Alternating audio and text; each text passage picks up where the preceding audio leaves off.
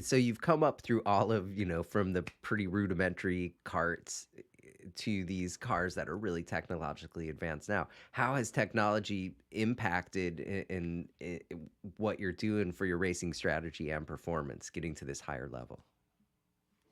Yeah, so I mean, I think I would say, at least of what I can think of, racing has probably the most technology in it over pretty much any sport. Our cars, when my grandpa raced, his Indy car was a mechanical beast. It was, carburetor, and it was a, I don't know, there was not much technology or electronics involved. But now when I almost look at a race car now as like it's almost a computer in a sense that has wheels, tires, shocks, but it's run off of a computer. And especially in the sports car stuff, which is even a little bit more advanced in technology in the F1 cars, Indy cars still not behind, but I think they've kept technology out of it a little bit compared to those other forms of racing, kind of intentionally. But I mean, when I come off, right, obviously I'm talking to my team on the radio. I have on my steering wheel, I have 20 buttons. I can adjust everything from the roll bar, which is like a handling adjustment, to the throttle map, so how sensitive I want the throttle.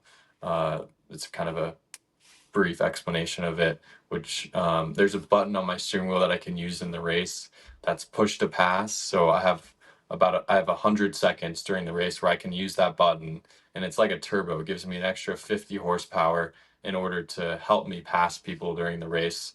That's another thing we have to manage as drivers. So there's so much computer involved. Even while I'm driving, I have a screen that tells me lap times, to what gear I'm in, temperatures of the car.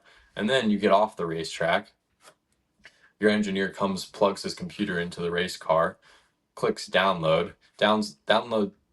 like every single little piece of data you can imagine that could be possible. He downloads it on his computer in 5 seconds. We go in the trailer, and I can see, I'll look at on my quickest lap the exact speed, exactly how I used the brakes, where I got on the throttle, and then I'll compare that to my teammate, excuse me, and see exactly what he does, where I gain time, where he gains time, where I lose time. And then I'll go through that as a driver, make notes so I can make adjustments when I go back on track. But then the engineer looks at exactly how much the shock moves on this bump in this corner, to exactly, when I get on the throttle, does it spin the tires? All of that is on data and on, through technology and the computer system on the car.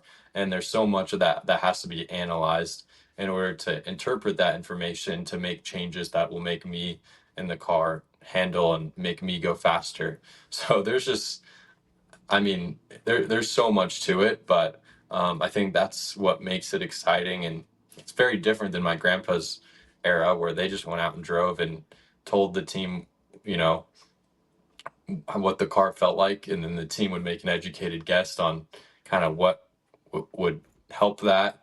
And there was a lot more of, we call it seat of the pants, of feel of the driver, where now we go look on exactly what's happening on a screen, and we have cameras as well. So there's so much to it. And I think as you get older, and I think I'm getting to that level where I'm learning how to use all that stuff to my advantage now, and kind of really understand how to make a race car go faster, not just when I'm on the track, but off the track.